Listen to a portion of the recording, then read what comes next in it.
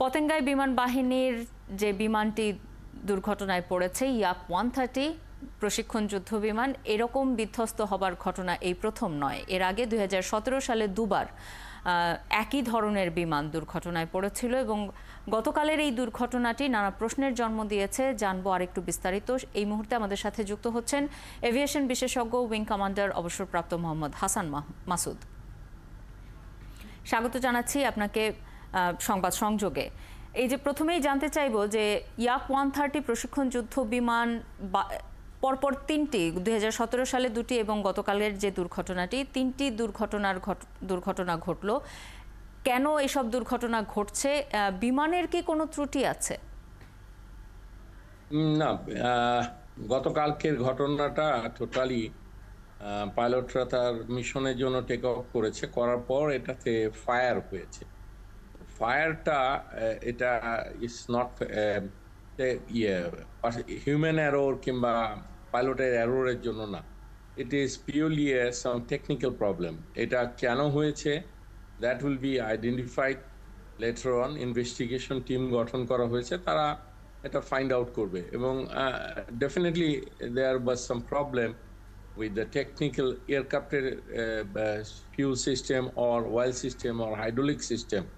কোনো এক জায়গা থেকে এটা ফায়ার হতে পারে, এটা কোনো হিউম্যান এরর না, পাইলটের কোনো দোষ না। আর এয়ারক্রাফটের ব্যাপারে যদি বলেন, বাংলাদেশের সবচেয়ে ভালো এয়ারক্রাফট হলো MiG-29, it's a Russian made. আর সেকেন্ড বেস্ট যদি কিছু বলেন সেটা হলো ইয়াক। ইভেন ইয়াকের এভিওনিক্স এগুলি অনেক MiG-29 এর থেকে অনেক upgraded, and is one of the finest possible training aircraft.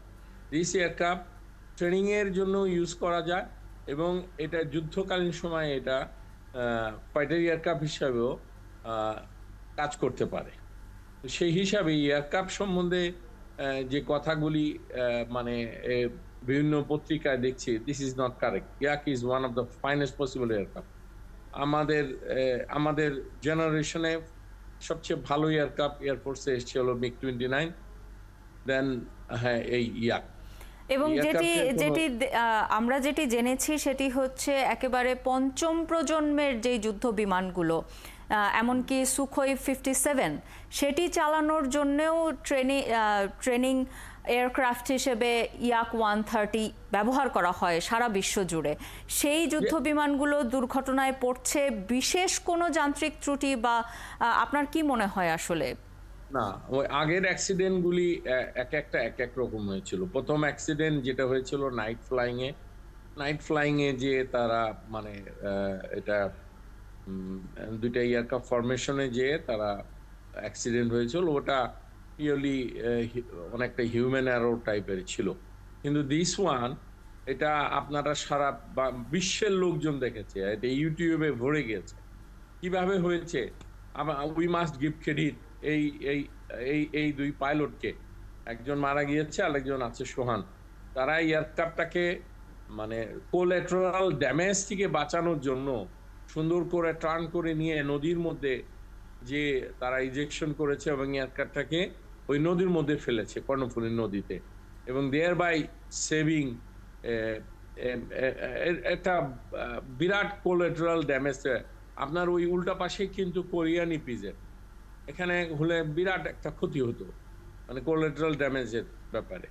তো এয়ারক্রাফট তারা বুঝতে পেরেছিল এয়ারক্রাফটে আগুন ধরেছে এবং তাদের করণীয় কি, তাদেরকে এয়ারক্রাফট থেকে বেরো যেতে হবে, বাট সেফলি বের হতে হবে এবং এয়ারক্রাফটটাকেও যেন মানুষকে কোনো কোল্যাটারাল ড্যামেজ না হয়, তারাও বাঁচে।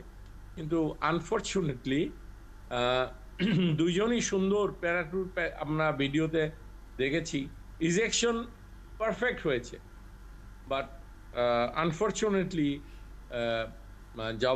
আসিম জাওয়াদ ও ডুবে যাওয়াতে তার মনে হয় সাফোকেশন হয়, পানিতে ড্রাউনিং হয়ে সে তার মৃত্যু হয়েছে, যেটা হসপিটালে নিয়ে যাওয়ার পরেই ঘন্টাখানেক পরে তাকে ডেড ডিক্লেয়ার করেছে। এইখানে এয়ারক্রাফটের এই এয়ারক্রাফটটা অনেক, আমি আপনাকে একটাই কথা বলেছি যে ট্রেনিং এয়ারক্রাফট কাম ফাইটার এয়ারক্রাফট। সো সুখোই কিংবা হায়ার এয়ারক্রাফট ফ্লাই করতে হলে এটার মাধ্যমে যেতে হবে, বিকজ একটা ফেজ আছে, ট্রেনিং এর বিভিন্ন ফেজ আছে।